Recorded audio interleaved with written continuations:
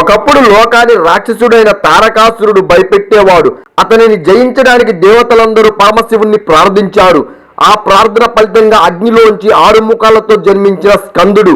ప్రతి ముఖంలో అపారమైన జ్ఞానం, ప్రతి చేతిలో అపారమైన శక్తి, ప్రతి చూపులో ధర్మరక్షణ ప్రతిజ్ఞ ఉండేది. వేల్ అనే దివ్యశక్తి ఆయుధాన్ని పార్వతీదేవి ఆశీర్వాదంగా ఇచ్చింది. ఆ శక్తితో తారకాసురుని సంహరించి లోకాన్ని రక్షించాడు. అందుకే ఆయనను సేనాధిపతి, దేవ సేనాధిపతి అని పిలుస్తారు. మయూర వాహనంపై విరజిల్లుతూ వజ్రం లాంటి శరీరంతో, కిరణం లాంటి కాంతితో ఉన్న సుబ్రహ్మణ్యేశ్వర స్వామి భక్తులకు ధైర్యం, జ్ఞానం, విజయాన్ని ప్రసాదిస్తారు. దక్షిణ భారతదేశంలో ముఖ్యంగా తమిళనాడులో ఆయనకు విశేష భక్తి ఉంది. 6 పుణ్యక్షేత్రాలు ఆయనకు అంకితం చేయబడ్డాయి. విజయం కావాలా, ధైర్యం కావాలా, జ్ఞానం కావాలా, ఇవన్నీ ఒకే స్వామి ఆశీర్వాదంతో లభిస్తాయి. ఆయనే సుబ్రహ్మణ్యేశ్వర స్వామి. జీవితంలో ఎప్పటి ఓటమి ఉండదు. ఆయన భక్తి ఉంటే ధైర్యానికి పేరు, విజయానికి మూలం. ఫ్రెండ్స్, ఈ వీడియో కానీ మీకు నచ్చినట్టయితే లైక్ చేసి షేర్ చేయండి.